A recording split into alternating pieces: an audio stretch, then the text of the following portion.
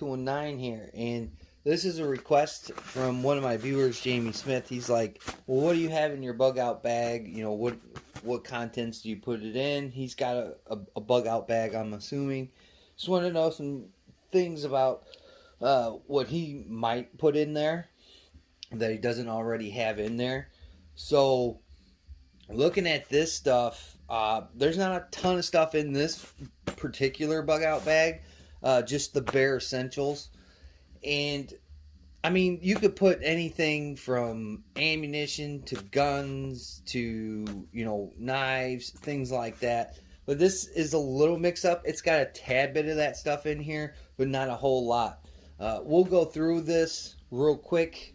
This is a bag that I got. A lot of people give me grief about it because it's purple and pink and all that jazz. But I bought this at an auction because of the features of the bag itself. This has a ton of pockets, and it's got pockets inside of pockets, so it's really good for that kind of usage. So that's why I picked it up, and that was my consensus on what I was going to use this bag for. Is it's going to be the bug out bag, one of them. So this is a High Sierra. I don't know if they still make these bags.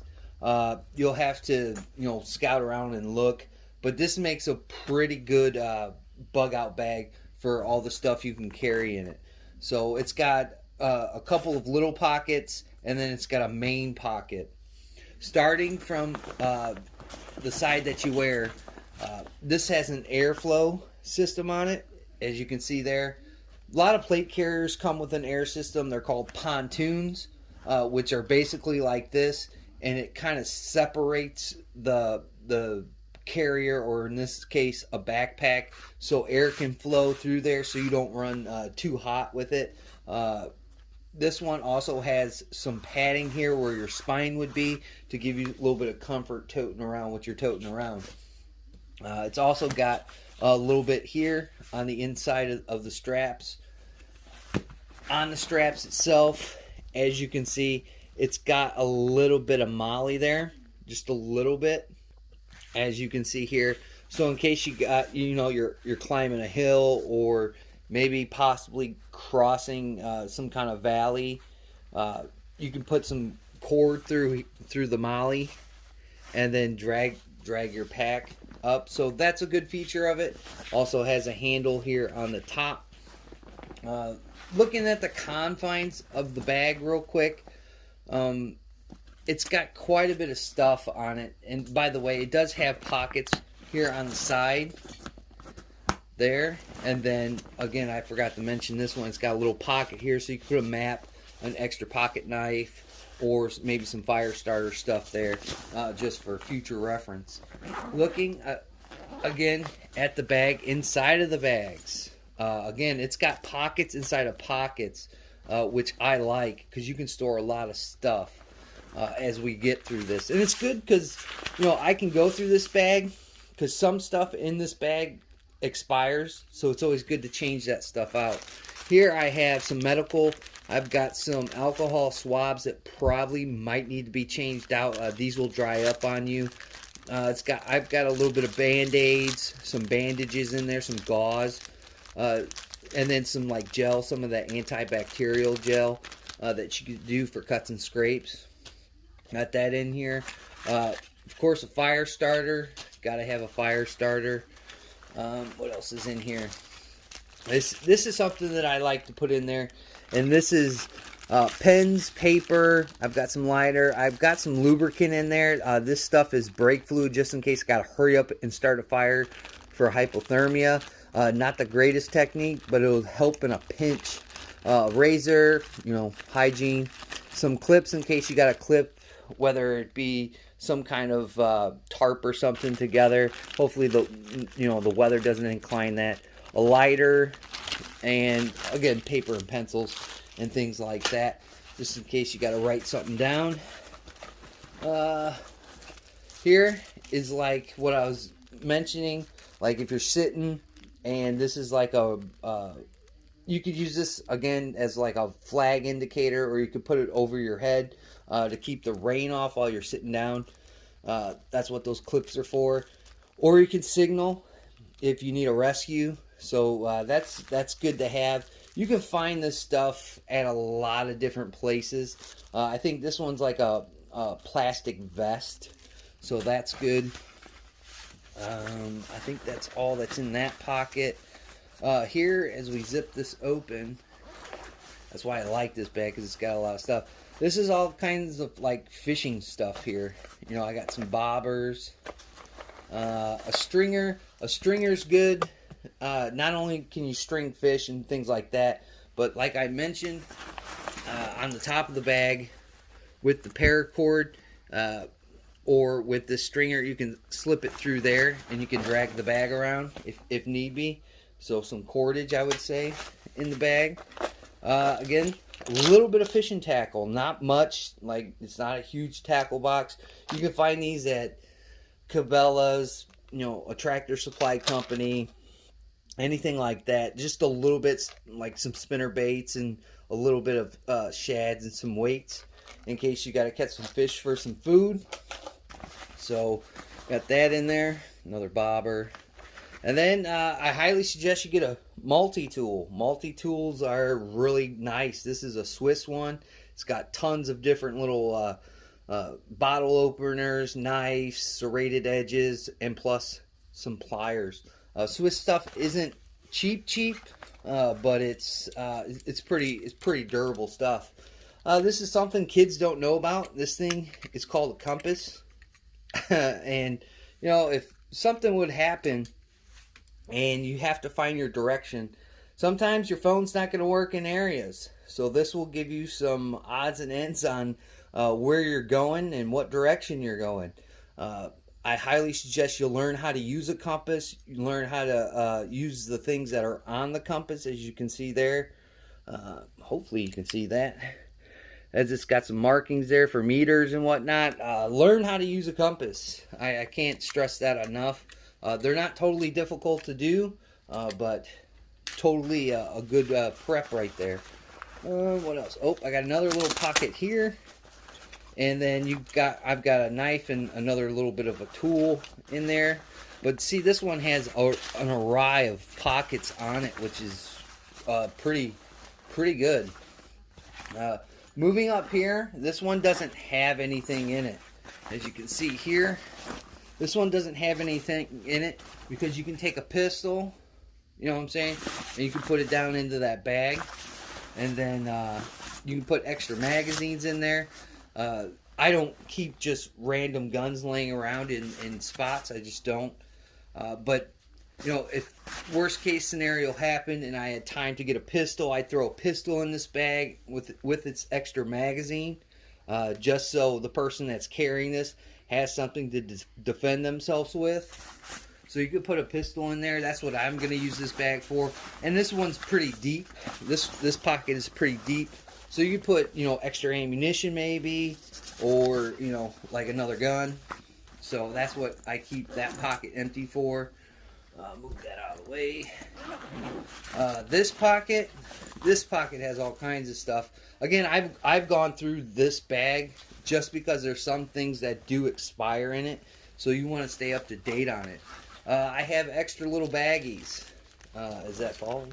Extra little baggies just in case I come across some dry timber, maybe some fat wood, to keep it dry. Because you don't really want stuff, like especially the tinder balls. You don't want that stuff to get wet because then you won't be able to light it. Of course, a poncho. You can find ponchos everywhere, whether it's a sporting goods store, a Tractor Supply store, anything like that, even Walmart or whatever local grocery you have that has a sporting goods section.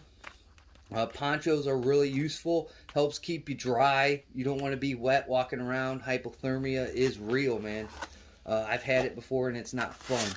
I bought this long time ago, and it's a slingshot, just in case, you know, you get into one of those spots where, you know, you have to be quiet and you don't really want to draw a lot of attention. Slingshot in here for that purpose. I have another knife here, another fillet knife for fish. Some extra cordage. It's always good to have extra cordage just in case you got to put up a shelter or something. Screwdrivers. I got my boonie hat, my old boonie hat from back in the day. This thing works well. It keeps the sun off. It keeps rain off. So that's a pretty good thing to have in the bag. And then, of course, an umbrella. If you're not going to use the umbrella, you can still use the material on it to keep weather off of you. So I think that's all that's in that bag. Now the main bag is pretty cool. It's got two places you can enter. You either enter from the back side here, where the straps are, or you can enter it on the back side of the pack. There is a smaller little pocket right here. It's not very deep though, but again, as I grab this gun real quick, you can put a smaller pistol in that pocket, and it'll keep pretty well. So there you go on that. I don't know what I'm going to put in there. Again, I don't want the bag to be super, super heavy like a rucksack. You know, I think I weighed all this stuff out. It came close to about almost 10 pounds. So I want to keep it light. You know, it's just almost like a grab and go type of thing. Again, keep weight in mind. Opening up the main area of the backpack is where my food storage is going to be. I don't know about you, but every time I go to a gun show or I go to Wanamaker or anything that has that kind of type of atmosphere, I always seek out the people with MREs. MREs are crucial. They keep forever. I mean, I don't know if anybody's ever had an MRE truly expire, the contents within the package. If you have, throw it down in the comments and how long you kept it. But I've had these for quite a while. I've ate a couple of these, but it's always good to have these, whether it be just in case the power goes out or for a long stint of time like we saw in Texas. Things like that. These are really quick to do. A lot of them don't have to have heat to cook the contents inside the package. So remember that. That's why I like to get a lot of this, like the tuna ones, and then like the chunk beef ones, things like that, because they don't really have to be heated up like some MRAs do. They give you a little canister where you start that little fire and put your cup there. So that's critical. One more thing I want to show you that you can stick in here. I call these, some people call them camel packs. I call them camel hump with Somali on it. These work really well. I love these things. This is one that I've had for a while. Just a hydration system. So if you come across a stream of water, they do make little tablets that you can throw in the water that will purify it. Always look at the contents of those too, because I had some a while back that actually said that it expired, so I got rid of them, and I have to order some new ones where I'm kind of slacking in that department. But you can put a camel hump in this thing, you know, just roll it up, and then or just fill it up, and then you can carry this. It's got adjustable straps on it, so you could probably carry both of these if the person you're with is a little bit strong. So I wanted to throw that in there as well. Of course, I have a canteen. If you're not going to do those, you can find the camel packs often, especially in military surplus shops. Just make sure the bladder inside is good. And if you don't want to do that, you can always do the traditional canteen. This one I got at Army surplus stores. You see it says U.S. right there. I don't know how surplus that is or how old it is. It doesn't matter. It's going to hold the contents of water.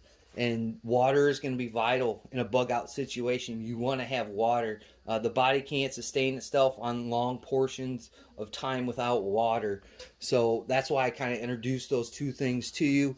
If you don't have them, look into getting them if you're into the prepping standpoint. What else do I got? So this is another thing that I have is flares. I have flares in here. Flares are just like a lot of the other stuff. These can go bad on you if you own a boat and you're a boater. You know that like every year or every so often you have to update this stuff to pass in case you get stopped by the Coast Guard or whatnot. It's always good to have these flares. These are new ones that I bought. Again, I had to throw the old ones out, and you can find places that will take the old flares and they'll dispose of them. I usually, since we live by the lake, I'll go down to the Coast Guard and give them my old flares, and they'll dispose of them for me. They're cool like that here. So always look at your expiration dates on your stuff. Make sure that they're not expired, because you don't want to have to bug out, and you bug out and the majority of your gear is expired. That's why I like the MREs. I like putting tools and hats, and put a pair of gloves in there as well. Things like that. There's a lot of different routes you can take for a bug out bag. It's just up to you what you want to put in there. I think that's it out of this bug out bag. But this is a nice bag. It's a nice feature. It's a nice feature to have. I'm not forcing people to go and freak out. I'm just letting you know this is what I have set up. I have this bag close at all times in the house, per se. Not so much in the car or anything, but really close in case we have to go. This is one of the packs that is going to go with us. And it's going to be really accessible. It's not going to be buried in a tote. It's not going to be sitting on a top shelf. This is going to be very accessible, where you can grab it and go. Sort of like the Go Can that I put together. If you go look at that video about all the ammunition that everybody talks about stockpiling, it's always good to have a couple of cans in case you don't have enough time. We're never going to know when the shit hits the fan how much time we have, what's allotted to us. So it's always good to have these little bit of a prep aspect to it. So I can grab this and go. I can grab that can and go. Grab a firearm or two and go. So there's a lot of, again, aspects that you can do to help you prep for a situation. I say it just like a gun, just like I say the vest that I showed. It's better to have it and not need it than to need it and not have it. I would really hate to take off and have no food, no forms of medical or something to signal for rescue. I'd hate that and not have that kind of stuff. And if I'm going to be out in a long time and I'm by water, there's a lot of water in my area, I'm going to have an opportunity possibly to catch more food. Again, I've only got 2 MREs in this pack. I could probably fit a third or a fourth one in there, depending on how many people you have in your household. That would be a great standard to set. If you have four people, 4 MREs, 4 ponchos, 4 whatever, make sure you spread it out like that, so you have enough for somebody in your family to each have a little bit of something, in case you can't get back to your humble abode. You never know how long you're going to be gone. Texas, Katrina, the storm that was on the East Coast, that's great examples of bug out stuff. This is a great example. If you live in these high threat areas where weather is a great possibility and it's a concern at times, this is a great thing to have. How hard is it going to be to go to Walmart and get something when a catastrophe? Again, we saw that in Texas where people were freaking out, nothing on the shelves, things of that nature. And even the Coco was panicking a lot of people to buy, I don't know, for some reason, toilet paper. I would just use some leaves or something, but things of that nature, like box foods. You can throw a couple boxes of macaroni and cheese in there. But again, make sure you have a container to hold water. So there's all types of ins and outs you can do with a bug out bag. I suggest you at least make one. Make at least one with enough supplies for each person in the household. Regardless, sometimes, like my kids are all over the place. They're at friends' houses, they're at families' houses. So there's a lot of different scenarios you can add up in there. But having a bug out bag, I think, is a pretty good thing to have. Seeing the climate that we live in today, with societal issues, with actually weather issues, I think it's a good idea. And it's not going to sustain you forever, okay? Get that right off the bat. You're not gonna live off this stuff forever. This will just help you get to a different level where it's more comfortable and a lot more things are accessible. So that's my little thing that I have in this bug out bag. Of course, I have two more, and each one holds a certain amount of stuff. So I mean, I have, again, weight is an issue because I have a couple of kids that can't, carry a ton of stuff. So watch your weight issues. Look at the stuff that's at like little sporting goods stores, ponchos, compasses. Throw a slingshot in there, or maybe some kind of pellet gun, to take down small game. Make sure you have some knives. There's all kinds of stuff you can do with these bags. You can really trick them out, or you can have something as simple as this, as a bag that I bought for, I think it was, the whole lot was $5, and look what I've done with it. You know what I'm saying? A lot of this stuff, again, is inexpensive. A lot of this stuff that I've had saved up for years. So put it to good use. If that helps you out, Jamie, thanks for the question.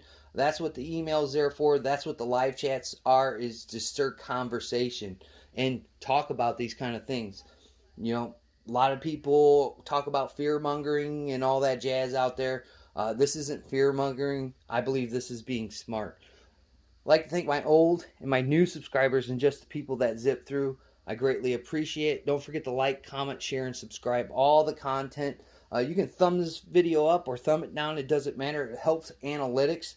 Again, down in the conversation part, the comment section, comment. If you have something in your bug out bag that you don't see here, or somebody asks where to get stuff, throw that down in the comments. Let's help everybody out. I say when the flow of information stops and it breaks in communication, that's a problem, and becomes a problem, especially when you see big social media techs kind of clamping down on social media aspects, and that could be detrimental. And stuff like this is going to be a good fundamental thing to have to go through life, and especially a shit hits the fan scenario. Again, like always, guys, we'll catch you on the next one.